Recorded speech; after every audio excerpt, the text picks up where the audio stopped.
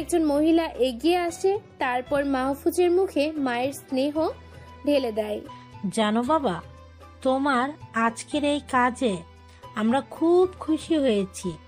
এই শয়তান আমার মেয়েকে প্রেমের প্রস্তাব দিয়েছিল, কিন্তু মেয়েটা গ্রহণ না করায় নগ্ন ভিডিও নিয়ে নেটে ছেড়ে দেয়, যার কারণে আমার মেয়েটা আত্মহত্যা করে। বলেই খুব কান্না করতে থাকে। মাহফুজ মহিলাটিকে শান্ত করে। আন্টি, আমি যতক্ষণ এই এলাকায় আছি একটা ক্রাইমও হতে দিব না। আর কোনো মেয়ের নগ্ন ভিডিও পোস্ট হবে না, সবাই নিশ্চিন্তে থাকুন। নিশিদের কলেজে নামিয়ে দিয়ে তামিমকে নিয়ে অফিসে চলে গেলাম, তারপর পুলিশের হাতে দিয়ে দিলাম। হাসান সাহেব দূর থেকে মাহফুজকে দেখতে পেয়ে এগিয়ে আসেন। কি মাহফুজ, হঠাৎ এখন অফিসে চলে আসলে যে? কোনো সমস্যা হয়েছে কি? হ্যাঁ স্যার, দেশে আজকাল মেয়েদের আত্মহত্যার পরিমাণ বেড়ে যাচ্ছে। তার সূক্ষ্ম একটা কারণ হলো কিছু মেয়ে বখাটে ছেলেদের প্রেমের প্রস্তাব রিজেক্ট করে দেওয়া, আর যার পরেই মেয়েরা আত্মহত্যার দিকে ঝুঁকে যাচ্ছে।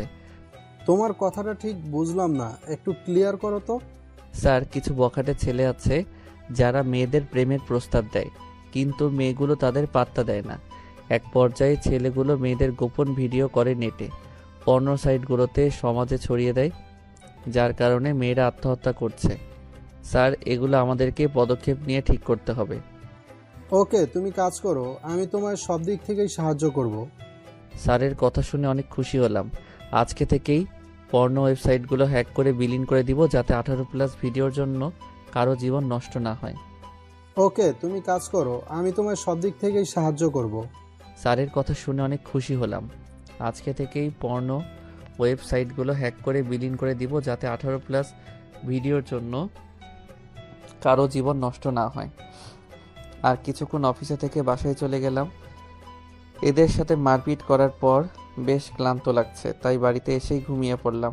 বিকালের দিকে ঘুম থেকে উঠে ফ্রেশ হয়ে নিলাম, তারপর বাইরে থেকে একটু ঘুরে আসলাম। সন্ধ্যার পরে বাসায় এসে হালকা কিছু নাস্তা করে নিলাম। এখন প্রথমে একটা কাজ হলো নাসিমকে কল দিতে হবে। ওর সাথে কথা না বলে এগোতে পারবো না, কারণ আমি যে সাইটগুলোকে হ্যাক করব সেগুলোর জন্য কারোর তো সাহায্য লাগবে। কারণ নাসিম হলো আমার পরে হ্যাকার জগতে বাস করে। নাসিম এখন নেটে অ্যাক্টিভ আছে, তাই আর দেরি না করে নাসিমকে ফোন করলাম। হ্যালো ভাইয়া, কেমন আছেন আপনি? এই তো নাসিম, আমি খুব ভালো আছি। তোমার কি অবস্থা? ভাই, এই তো দিন চলে যাচ্ছে। তো এতদিন পরে হঠাৎ আমাকে ফোন করলেন যে? কোনো জরুরি বিষয় আছে নাকি? হ্যাঁ নাসিম, একটা জরুরি বিষয় আছে। আমাদের কিছু 18+ সাইট হ্যাক করতে হবে, না হলে আমাদের যুব সমাজ ধ্বংস হয়ে যাবে। এই তো আজকেও একটা মেয়েকে বাঁচিয়ে নিলাম। মেয়েটার ভিডিও একটা ছেলে 18+ সাইটে আপলোড করতে যাচ্ছিল, তখন আমি তার ফোনকে হ্যাক করে ভিডিওটা ডিলিট করলাম। ভাই, আপনি একদম ঠিক কথা বলেছেন। আজকাল এইসব জিনিসের কারণে মেয়েদের সংকীর্ণ অবস্থা, তাদের জীবন হুমকির মুখে পড়ছে। কিছু বখাটে ছেলেরা মেয়েদেরকে উত্ত্যক্ত করে খারাপ কাজের ইঙ্গিত দেয়, তারপর মেয়েরা রাজি না হলে তাদের গোপন ভিডিও আপলোড করে দেয়। এই জন্য বেশ কিছুদিন ধরে মেয়েদের আত্মহত্যার প্রবণতাও বেড়ে গেছে। সো আজকে থেকে আমি প্ল্যান করেছি যে ওই পর্নো সাইটগুলো হ্যাক করব, যাতে করে কেউ আর পর্নো সাইটে ঢুকে অকাজ করতে না পারে, আবার পর্নের প্রতি আসক্ত না হয়। তাই তোমার সাথে গ্রুপ আর সাইটগুলোকে হ্যাক করব।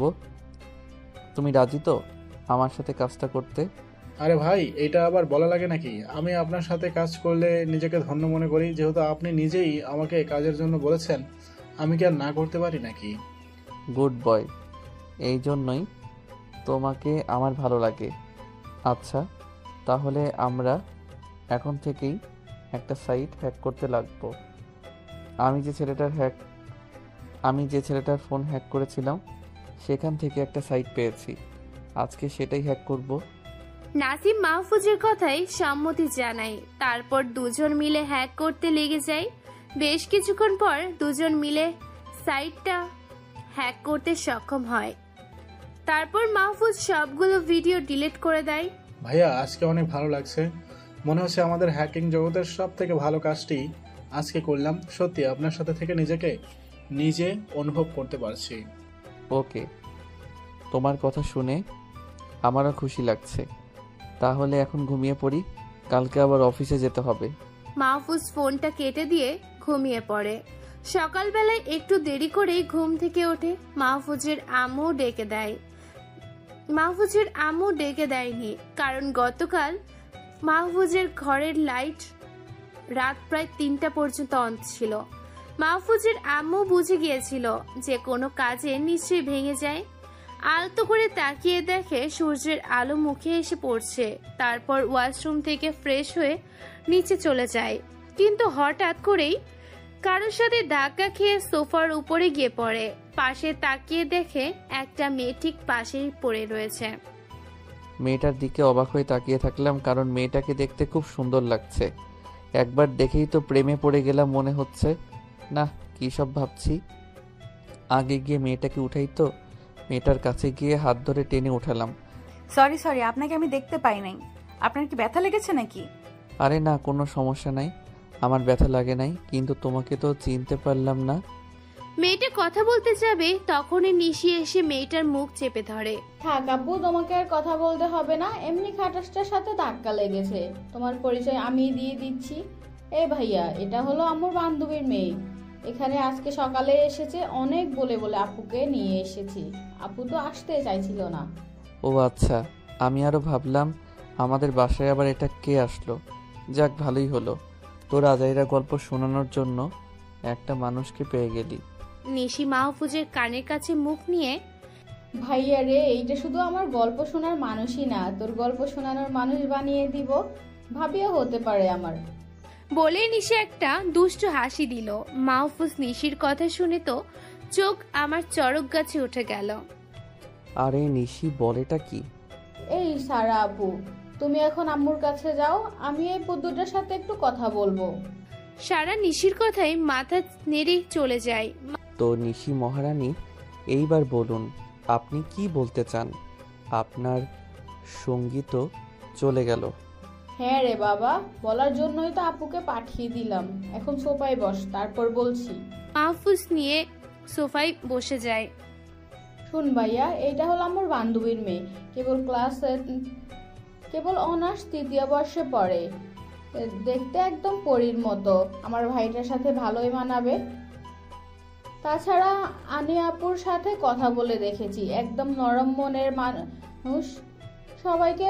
সবার উপকার করে, মনে কোনো হিংসা নাই, আবার সবাইকে অনেক যত্ন করতে পারে। নিশির প্রত্যেকটা কথা শুনে অবাক হয়ে যাচ্ছি। মেয়েটা বলে কি আমার সাথে বলে ভালো মানাবে?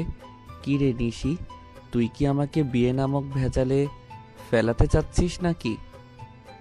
কি বললে? বিয়ে মানে ভেজাল? আরে আপুকে একবার জীবনসঙ্গী করে নাও, দেখবে ওসব কিচ্ছু মনে হবে না। তোর বিয়ে নিয়ে তুই থাক, আমার এই সিঙ্গেল লাইফই ভালো, কোনো প্যারা নাই। আর বিয়ের পরে আজ তো একখান বোঝা ঘাড়ের পর চেপে বসবে, তাতে কোনো শান্তি খুঁজে পাবো না। এখন যেরকম চিল করে কোনো কিছু করতে পারছি, বিয়ের পরে সেটা হবে অন্যের তাবেদারি খাটতে হবে। আমি এখানে নাই, তুই সরে যা তো, আমাকে যেতে দে। মাহফুজ নিশিকে ধাক্কা দিয়ে এক দৌড়ে সেখান থেকে নিজের রুমে চলে আসে। নিশিও মাহফুজকে আটকে রাখতে পারে না, কিন্তু নিশি মনে মনে সিদ্ধান্ত নিয়ে নেয় যেভাবেই হোক সারাকে তার ভাবি করে নিয়ে আসবে। নিশির থেকে মুক্ত হয়ে ঘরে এসে বসলাম, তখনই নাসিমের ফোন আসলো। ফোনটা পিক করলাম। হ্যাঁ নাসিম, বলো কি অবস্থা? ভাই, আমরা গতকাল রাতে যে সাইটটাকে হ্যাক করলাম, সেখানে তো রীতিমতো সারা পড়ে গেছে। সেই সাইটের মালিক সবকিছু করেছে সাইটটা ফিরিয়ে নিয়ে আসার জন্য। এইতে তো আমার দারুণ আরাম লাগছে ভাই। শুধু একটা সাইট হ্যাক করে বসে থাকলেই হবে না, আরও যত সব সাইটের নাম আমার জানি সব কয়টাকেই হ্যাক করব। এই সাইটগুলোর জন্য অনেক মুসলিম ছেলেমেয়েরা পাপ কাজ করছে, চোখের গুনাহ করছে। মেয়েদের নগ্ন শরীর দেখলেই চোখের কবিরা গুনাহ হয়। আমাদেরকে সকল মুসলিমদের সাহায্য করতে হবে। জি ভাই, আপনি ঠিকই বলেছেন। এখন এটা বাদ দিন। আপনি খাওয়া দাওয়া করেছেন? না, এখন খেতে যাব।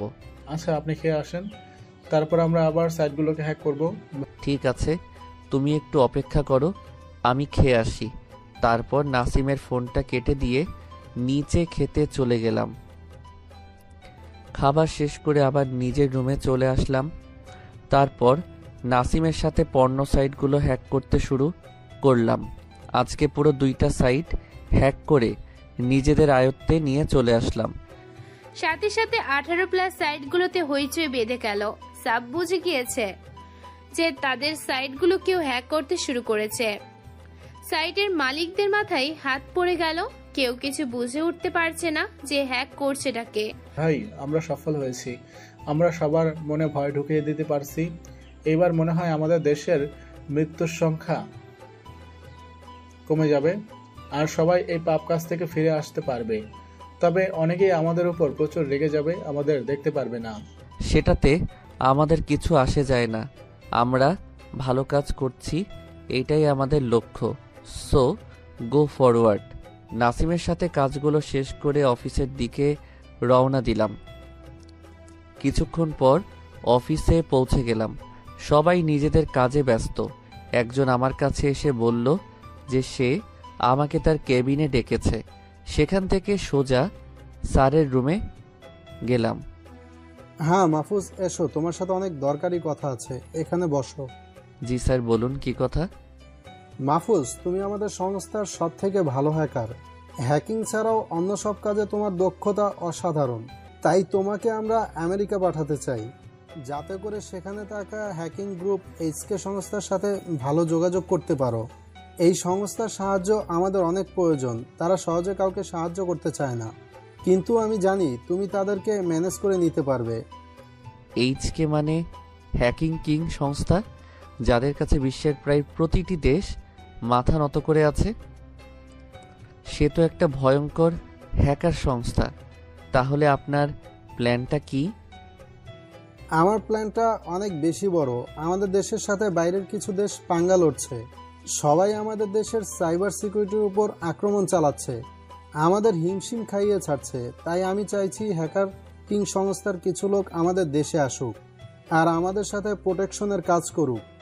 স্যার, এইবার আপনার কথা আর প্ল্যান দুইটাই বুঝতে পারছি। হ্যাঁ, আমি আমেরিকায় যাব। দেশের জন্য যা যা করতে হবে সেটা আমার জীবন দিয়ে হলেও করব। আমি কবে যাচ্ছি স্যার? মাহবুব, তুমি পরশু রাতের ফ্লাইটে চলে যাবে। আমি সমস্ত কিছুর ব্যবস্থা করে দেব। কিন্তু সাবধান, এইচকে গ্রুপের সিকিউরিটি কিন্তু খুব কড়া। তোমাকে অনেক সাবধান হয়ে যেতে হবে। স্যার, সেটা আমার উপরে ছেড়ে দেন। ওদেরকে কেমন করে মানিয়ে নিতে হয় সেটা খুব ভালো করেই জানি। আপনি ওসব নিয়ে একদম চিন্তা করবেন না। তো মাহফুজ, তোমাদের ওয়েবসাইট হ্যাকিংয়ের কাজ কেমন চলছে? স্যারের কথা শুনে অবাক হয়ে গেলাম। স্যার জানলো কি করে যে আমরা হ্যাকিং করছি? স্যার, আপনি কি করে জানলেন যে আমরা হ্যাকিং করছি? এটা তো শুধু আমার আর নাসিমের মধ্যেই চলছে। মাহফুজ, তুমি ভুলে যাও না যে আমি তোমার স্যার। তোমার সব কর্মকাণ্ডের দিকে আমি নজর রাখি। তবে হ্যাঁ, যে কাজটা করছো সেটা অনেক ভালো, তবে একটু সতর্ক থেকো, কারণ ওই সাইটগুলোর অ্যাডমিট তোমাদের ক্ষতি করার চেষ্টা করবে। স্যার, কোনো সমস্যা নেই। আমরা সেরকম কোনো নর্মাল হ্যাকার নই যে খুঁজে বের করে ফেলবে। আমাদের টিকিটাও ছুঁতে পারবে না। আচ্ছা, তাহলে আমি এখন বাসায় যাই। আমাকে তো প্রস্তুত হতে হবে। ওকে মাহফুজ, তুমি যেতে পারো। নিজের শরীরের খেয়াল রেখো। স্যারকে বিদায় দিয়ে বাসার দিকে রওনা দিলাম। পথে কয়েকটা আইসক্রিম কিনে নিলাম। নিশির আবার আইসক্রিম খুব পছন্দ, হয়তো সারাও পছন্দ করবে। সবাই মিলে মজা করে খাওয়া যাবে। একটু পরে বাসায় পৌঁছে কলিং বেল বাজালাম। সারা এসে দরজা খুলে দিল। ও, আপনি চলে এসেছেন? বাইরে দাঁড়িয়ে না থেকে ভেতরে চলে আসুন। ভিতরে গিয়ে সারার দিকে তাকালাম। আচ্ছা সারা, নিশি কোথায় আছে? ও, নিশিতে একটু ছাদে গিয়েছে। পরে বলে ঘরে ভালো লাগছে না, তাই ছাদে গিয়েছে। আচ্ছা ঠিক আছে, আমিও ছাদে যাচ্ছি। আর সারা, তুমিও ছাদে চলে এসো, কাজ আছে তোমাদের সাথে। আচ্ছা ঠিক আছে, আপনি যান, আমি আসছি। আস্তে করে ছাদে চলে গেলাম। নিশি ম্যাডাম দেখি ছাদের রেলিং ধরে দাঁড়িয়ে আছে। পিছন দিকে গিয়ে ওকে উঁচু করে ঘোরাতে লাগলাম। নিশি চমকে উঠল। এ ভাই, আমি পড়ে যাব তো, আমাকে নামিয়ে দে প্লিজ। আমার অনেক ভয় করছে, পড়ে যাব তো। ও বাবা, কয়েকদিন আগেও যে এমন করলে খুশি হতো, আজকে তার এত ভয় কই থেকে আসলো? নাকি কোনো কিছু নিয়ে ভয় পেয়ে আছিস? সত্যি বলতো আমাকে। আরে ভাইয়া, তোমার হঠাৎ করে কি হয় বলো তো? আমার কিছু হয়নি, আর কোনো কিছু নিয়ে ভয় পেয়ে নাই আমি। হঠাৎ করে পিছন থেকে এসে জড়িয়ে ধরলে তো, তাই অনেক ভয় পেয়েছি। ও আচ্ছা ঠিক আছে, নিশিকে নামিয়ে দিলাম আর তখনই সারা ছাদে আসলো। পকেট থেকে দুজনের জন্য আইসক্রিম বের করে দিলাম। দুজনে তো অনেক খুশি আইসক্রিম দেখে। একদম ঠিক ধরেছিলাম, সারাও আইসক্রিমের পাগল। আপনাকে অনেক ধন্যবাদ। এই চকলেট আইসক্রিম আমার অনেক পছন্দের। হ্যাঁ, সবই তো বুঝলাম, কিন্তু তোমাকে এখনো ঠিকমতো জানতে পারি নাই। আর আমার বাসায় কেউ থাকবে কিন্তু তার সম্পর্কে কিছুই জানবো না, এটা আমার একটু পছন্দ না। ও আচ্ছা ঠিক আছে, আমার সম্পর্কে বলছি আমি। আপনি তো অলরেডি জানেনই যে আমি আপনার আম্মুর বান্ধবীর মেয়ে। আপনি যখন দেশের বাইরে ছিলেন তখন আপনার পরিবার আমাদের বাসায় ঘুরতে যায়, আর তখন থেকেই সবার সাথে আমার খুব ভালো সম্পর্ক, বিশেষ করে নিশের সাথে। আর আমি এবার অনার্স 3য় বর্ষে পড়ালেখা করছি। হ্যাঁ, এবার তোমার সম্পর্কে মোটামুটি জেনে নিলাম। এই নিশি, আমি তো পরশু আমেরিকার উদ্দেশ্যে রওনা দিব। আমার জন্য ভালো কিছু রান্না করবি, যাতে দেশে না আসা পর্যন্ত খাবারের স্বাদ মুখে লেগে থাকে। ভাইয়া তুই আবার দেশের বাইরে চলে যাবি? তাহলে তো আমি আবার একা হয়ে যাব। সারা আপু একদিন এইদিকে আমাকে মাতিয়ে রাখতে পারবে, কিন্তু তুই না থাকলে বাড়িটা ফাঁকা ফাঁকা লাগে। আচ্ছা তুই এবার কোন কাজে যাবি? আমেরিকার একটা হ্যাকার গ্রুপে সাথে মিটিং করতে যাব। হ্যাকিং নিয়ে কাজ করতে হবে। আপনি হ্যাকিং নিয়ে কাজ করবেন? মানে আপনি হ্যাকার? ও মাই গড, আমি তো বিশ্বাসই করতে পারছি না। আচ্ছা, আপনি কি এইচকে গ্রুপে যাচ্ছেন নাকি, যাদের কাছে বিশ্বের প্রায় প্রতিটি দেশ মাথা নত করে আছে? হ্যাঁ, আমি সেখানেই যাচ্ছি, কিন্তু তুমি সেটা কি করে বুঝতে পারলে? আমেরিকার হ্যাকিং গ্রুপকে আমি খুব ভালো করেই চিনি। আচ্ছা, আপনি হ্যাকার সেটা আগে বলেননি কেন আমাকে? তোমাকে বলবো কেমন করে তাই বলো? তুমি আমাদের বাসায় মাত্র কয়টা দিন আসছো। যাই হোক, আমি আমেরিকা চলে যাচ্ছি। আমার বোনের দিকে একটু খেয়াল রেখো, ও আবার একা থাকতে পছন্দ করে না। না, এটা নিয়ে আপনাকে কোনো চিন্তা করতে হবে না। আমি নিশিকে আমার সাথে নিয়ে রাখবো। আপনি নিশ্চিন্তে যেতে পারেন। এই যে সারা, তুমি আমাকে আপনি করে আর বইলো না, তুমি করেই বলবে এখন থেকে। আচ্ছা ঠিক আছে। নিশি, তোরা দুজন মিলে গল্প কর, আমি আমার রুমে চলে গেলাম। আমার সমস্ত কিছু গুছিয়ে নিতে হবে। ওদের থেকে বিদায় নিয়ে রুমে চলে আসলাম। তারপর ল্যাপটপ অন করে নাসিমের সাথে 18+ সাইটগুলো হ্যাক করতে লাগলাম। আজকেও 3টা সাইট হ্যাক করে ফেলছি। মনের মধ্যে অনেক শান্তি লাগছে। সমস্ত কাজ শেষ করতেই স্যারের ফোন আসলো। জি স্যার, বলুন কি সাহায্য লাগবে? না মাহফুজ, আমার কোনো সাহায্য লাগবে না। তোমাকে ফোন করেছি কারণ তোমার পাসপোর্ট রেডি হয়ে গেছে। পরশু তুমি আমেরিকা যাবে আমাদের একজন গোপন এজেন্ট হয়ে। তোমার আইডি কার্ড দেখালেই ওদের আন্ডারগ্রাউন্ড অফিসে তোমাকে নিয়ে যাবে। তাছাড়া তোমাকে ওরা বন্দি করে ফেলবে। যেভাবেই হোক ওদেরকে ম্যানেজ করে আমাদের দেশে আসার জন্য অনুরোধ করবে। একবার যদি ওদের কয়েকজন হ্যাকারকে নিয়ে আসতে পারো তাহলে সব সমস্যা শেষ করে ফেলতে পারবো। স্যার, আপনি কোনো চিন্তা করবেন না। আমি জানি কিভাবে এসব সংস্থাকে নিজের কবজায় নিয়ে আসতে হয়। এমনভাবে কাজ করব যাতে করে সবাই আমার কাজের প্রশংসা করে। ওকে মাহফুজ, বেস্ট অফ লাক। তোমার উপর আমি সম্পূর্ণ বিশ্বাস রাখি, আর তুমি সফলভাবে কাজটা করে তারপরেই ফিরবে। স্যারের সাথে কথা বলে ফোনটা রেখে দিলাম।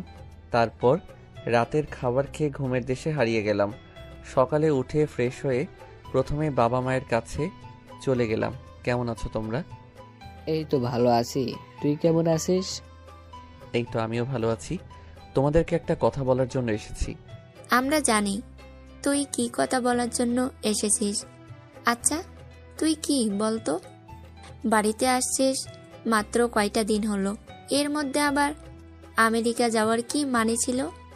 আমাদের সাথে কি একটুও ভালো লাগে না সময় কাটাতে? আহা আম্মু, তুমি মন খারাপ করছো কেন? আমি তো আর নিজের জন্য যাচ্ছি না, এটা দেশের প্রতি আমার একটা কর্তব্য। আমি যে কাজ করি সেটা তো তোমরা জানোই। তাহলে আমাকে আটকে রাখবে? দেশটা বিপদে পড়ে যাবে তো। দেশকে রক্ষা করার জন্যই আমি এই রাস্তাটা বেছে নিয়েছি। সেই জন্যই তো আমি সবসময় গর্বিত হই, কিন্তু আমার মনও যে মানে না। যাই হোক, বাবা বল কি খাবি? আমি তোর জন্য সবকিছু রান্না করে দেব। আমি আমার সব পছন্দের জিনিসের নাম বললাম। তারপর সারাদিন নিশি আর সারার সাথে সময় কাটালাম। ওদেরকে নিয়ে কেনাকাটা করতে গেলাম। ওদেরকে খুশি দেখে আমারও খুশি লাগলো। পরদিন সকালবেলায় সবাইকে বিদায় দিয়ে অফিসে চলে আসলাম। সবাই আমাকে অভিনন্দন জানালো। তারপর হাসান স্যার আমাকে প্রয়োজনীয় সব কিছু দিয়ে ঠিক করে দিল। তারপর বিমানে গিয়ে উঠলাম। দীর্ঘ কয়েক ঘন্টা পর আমেরিকায় গিয়ে পৌঁছালাম। তারপর বিমান থেকে নেমে রেস্ট হাউসে চলে আসলাম। আমাকে রিসিভ করার জন্য আগে থেকে একজন লোককে রাখা হয়েছিল, কিন্তু রেস্ট হাউস থেকে বের হতেই বাঁধল বিপত্তি। আমাকে দুজন পুলিশ আটকে দিল। হ্যাঁ man, show me your passport please. পুলিশের কথা শুনে অবাক হয়ে গেলাম। আরে পাগল হয়ে গেল নাকি? পাসপোর্ট ছাড়া কি কেউ বিমানে আসতে পারে নাকি? পুলিশের কথা শুনে রাগ হয়ে গেল, তবুও শান্তভাবে জিজ্ঞাসা করে বসলাম, excuse me, why do you want to see my passport?